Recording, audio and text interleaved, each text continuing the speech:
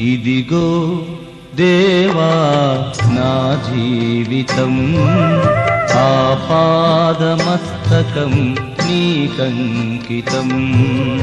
ఇదిగో దేవా నా జీవితం, ఆపాదమస్తకం నీకంకితం.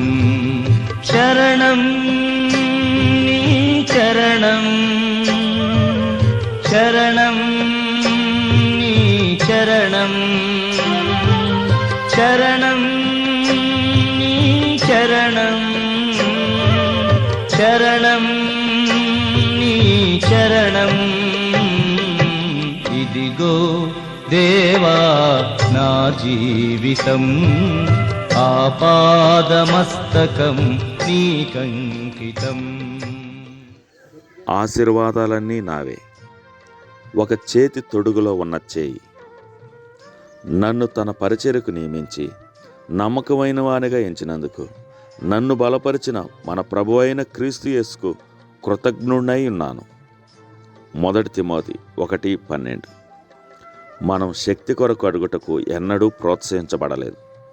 పౌలు తిమోతితో చెప్పే విషయం ఏంటంటే, మనం ఏ పని కోసం అయితే పిలువబడ్డామో ఆ పని చేయుటకు కావలసిన శక్తిని మన ప్రభువైన యేసుక్రీస్తే మనకు అనుగ్రహిస్తాడు. ఆయన మనకు అనుగ్రహించిన పరిచర్యను సఫలీకృతం చేసేది మన ప్రభువే అని మనకు గుర్తు చేసినప్పటికీ, రాబోయే సమస్యలను గురించి ముందుగా ఆలోచించి కావలసిన శక్తిని అడుగుటకు మనం శోధించబడుతుంటాం. మన ఆలోచన ధోరణిలో విప్లవాత్మకమైన మార్పు రావాలని ఈ ఆలోచన మనల్ని నిలదీస్తుంది. మనలో క్రీస్తు నివసిస్తున్నప్పటికీ అదనపు బలం కావాలని అడగకుండా ఆయన మనకు అనుగ్రహింపబోతున్న పరిచర్యను స్వీకరించడానికి మనం సరిపోమేమో అని మనం తరచుగా భావిస్తుంటాం. ఆయన మనకిచ్చే బాధ్యతలలో ఆయనే మన శక్తి, మన బలమై ఉంటున్నాడు. పౌలు జన్మత మరియు తన విద్య ద్వారా అనేక సామర్థ్యాలు కలిగి ఉన్నాడు. పుట్టిన ప్రతి వ్యక్తికి తన తల్లిదండ్రుల ద్వారా కొన్ని శక్తి సామర్థ్యాలు అనుగ్రహించబడతాయి. ప్రతి విశ్వాసికి తన ఆత్మీయ పుట్టుక దినాన పరిశుద్ధాత్మ ద్వారా కొన్ని వరాలు అనుగ్రహించబడతాయి. ఒక చేతి తొడుగులో ఉన్న చేయి, ఆ తొడుగు ఒక చేతికర్రను ఎత్తుటకు సహాయపడుతుంది. దేవుడు నాకు అనుగ్రహించే పనిని నేను పూర్తి చేయటంలో నాలో ఉన్న క్రీస్తు నాకు సహాయపడతాడు.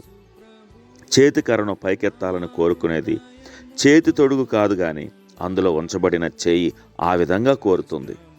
అలాగే ప్రభువు మనల్ని ఎన్నుకొని మన ద్వారా తన పనిని లేక పరిచర్యను జరిగించుకుంటాడు. ఆ చేతి తొడుగు చేతిని తనకు శక్తిని ప్రసాదించమని అడగదు, కానీ ఆ కార్యనిర్వహణ కొరకు ఆ చేతికి పూర్తిగా తనను తాను లోబరుచుకుంటుంది.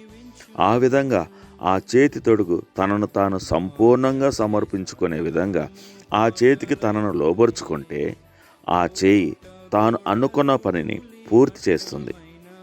అప్పుడు ఎవరు మహిమ పొందుకుంటారు? మనకు సామర్థ్యం అనుగ్రహించి మనల్ని బలపరిచిన వ్యక్తే. ఇప్పుడు మనం వెనుకకు తిరిగి నాకు వేరుగా ఉండి మీరేమి చేయలేరు అనే మాటను గుర్తు చేసుకోవాలి. చేయి లేకుండా చేతి తొడుగు ఏమి చేయలేని రీతిగా చేయి ఏ పని చేయాలో ఆ పని చేయుటకు చేయి కన్నా ఇంకా ఏదో కావాలనే అవిశ్వాసపు ఆలోచనతో నేను ఎందుకు కదిలించబడుతున్నానో నాకు అర్థం కావడం లేదు. చేతికర్రను పైకెత్తడం మాత్రమే కాకుండా చేయి ఇంకా అనేక పనులు చేయగలదు. అనేక రకాల పనుల చేత చేయి దినమంతా తీరిక లేకుండా ఉంటుంది. ఈ చేయి శస్త్రచికిత్స చేసేటప్పుడు, ఏదైనా బాగు చేసే పని చేసేటప్పుడు, లేక తోట పని చేసేటప్పుడు రకరకాలైన చేతి తొడుగులను వాడుతుంది. ప్రతి చేతి తొడుగు తప్పక తనను తాను చేతికి లోపరుచుకోవాలి.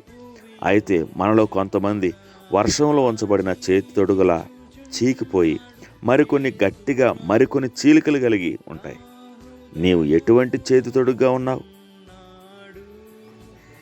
తండ్రి, ఆయన నా ద్వారా ఏం చేయాలని ఇష్టపడుతున్నాడో అది చేయుటకు, క్రీస్తు నాలో నివసించుటకు నీవు ఆయన నాకు అనుగ్రహించావు. అయితే నేను తరచుగా క్రీస్తు కంటే అధికమైనది కావాలని అడిగానని ఒప్పుకుంటున్నాను. అయితే ఇప్పుడు నా జీవితాన్ని పూర్తిగా ఆయనకు సమర్పిస్తున్నాను. ఎందుకనగా ఆయన నాలో ఉండి జరిగించే పరిచర్య పూర్తిగా ఆయనదే అయి ఉండాలి.